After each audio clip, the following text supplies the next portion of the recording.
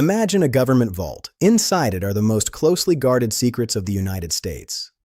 The federal government spends over $100 billion annually on security classification activities. That is a staggering amount of money, time, and resources dedicated to keeping information out of your hands. But what if I told you that up to 90% of the classified material in that vault doesn't actually need to be a secret?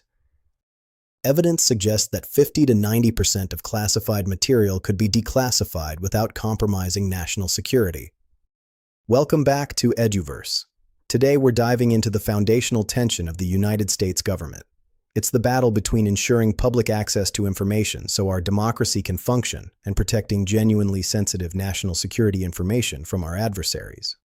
We are going to look at how this system works, why it's broken, and how excessive secrecy is actually making us less safe. Let's get into it. To understand the problem, we first have to understand the machine. The US government uses a tiered classification system, which is pretty similar to other democracies.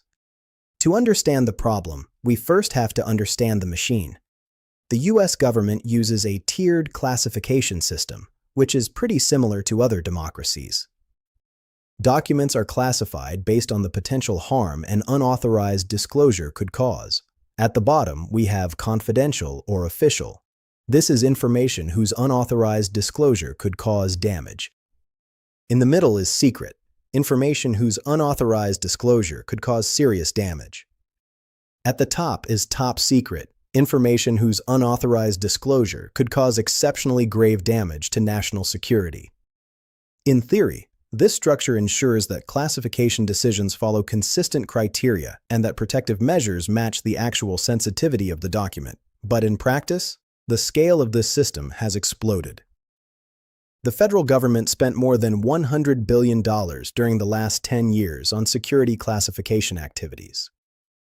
In fiscal year 2012 alone, the cost hit an estimated $11.7 billion just for government-only activities.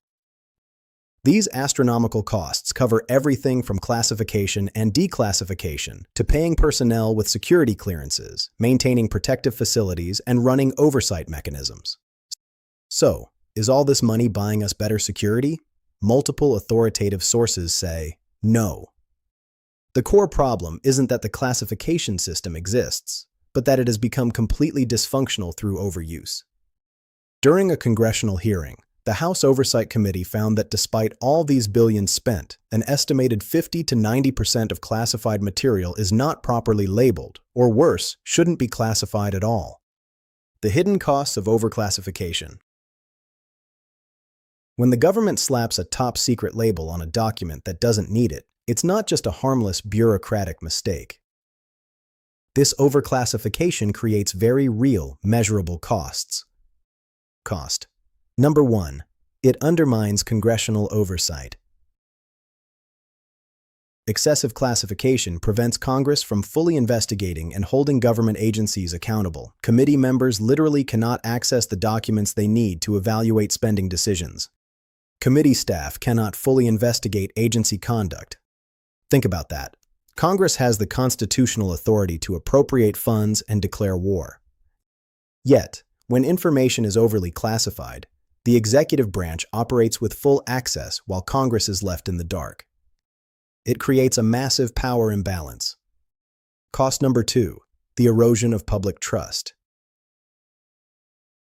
When citizens discover that information they were denied was not actually sensitive, public trust in institutions declines.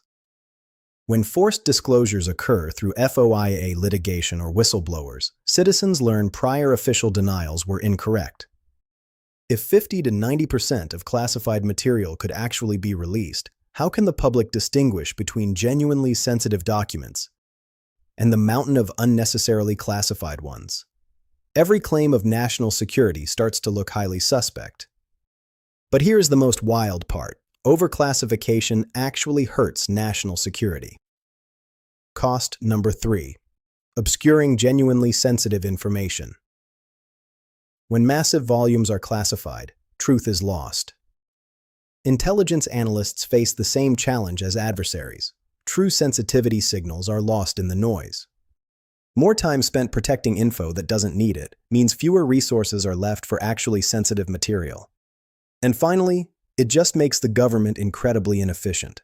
Modern governance requires coordination, but overclassification means information that could be shared remains locked away, requiring special facilities and clearances. The bureaucracy of secrecy. Why do they do it? So, if overclassification is so damaging, why does it happen? Scholarly research has identified exactly why this classification creep occurs: culture, concealment, risk aversion, and no accountability. First, a culture of secrecy. Classified information is deemed more valuable, becoming a mechanism to protect agency influence. Second, concealment of misconduct. It provides a practical mechanism to hide violations of law or administrative error. Third, risk aversion. Officials face asymmetric incentives. Overclassifying is safe. Underclassifying risks personal blame. Fourth, absence of accountability. Decisions are made without review. If no one challenges it, the error is never corrected. We have to draw a hard line here between legitimate classification and pretextual classification. Legitimate classification protects sources, infrastructure, and maintains diplomatic confidentiality. But pretextual classification hides incompetence or illegal activity, like Abu Ghraib, CIA black sites, or NSA bulk surveillance. These examples prove the system has been abused for concealment when legitimate security justifications did not exist. The necessity of secrecy.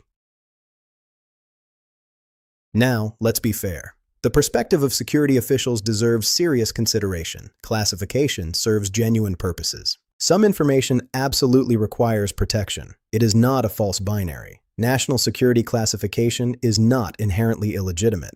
Just like desiring government transparency isn't inherently naive, we have to find that middle ground. Information about ongoing intelligence operations, military capabilities, or cyber vulnerabilities creates immediate risk if disclosed.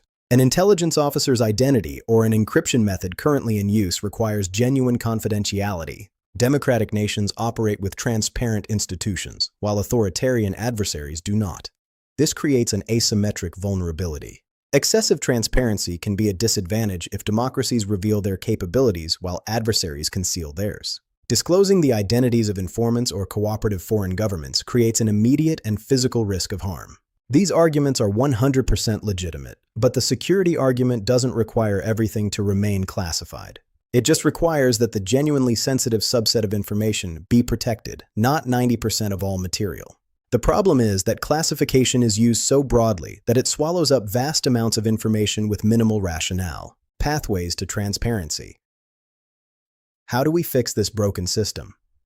So, how do we fix a $100 billion system that incentivizes secrecy over democracy? Well, bipartisan reform is emerging. Take the Classification Reform for Transparency Act. This bill proposes to narrow the criteria by which records can be classified.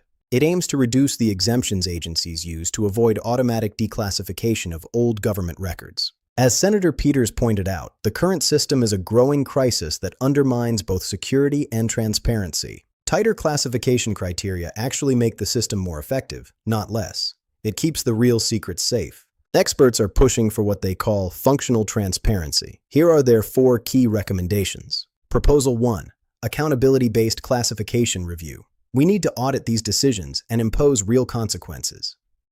If officials face consequences for overclassification, it reverses the current broken incentives that favor secrecy. Proposal 2.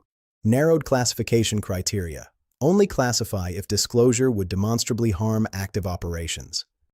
This applies to vulnerable military capabilities or critical infrastructure, the things that truly matter to safety. Proposal 3. Automatic declassification timelines. Information whose sensitivity is time-limited should be released. When the time passes, it should be automatic unless a specific new rationale is documented by the agency. Proposal 4. Congressional Declassification Authority. Congress should have the power to require declassification for oversight.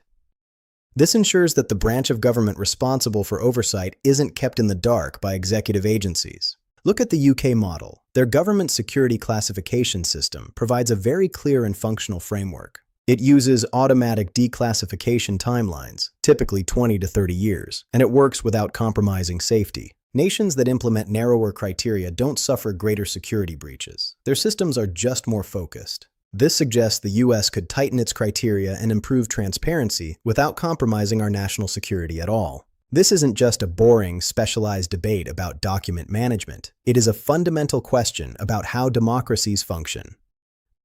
Constitutional checks and balances literally depend on Congress having information to oversee the executive branch. Democratic legitimacy depends on you, the citizens, having access to factual information about significant government decisions. The current system spends enormous resources protecting information that doesn't need protection, impedes oversight, erodes your trust, and actually obscures genuinely sensitive information.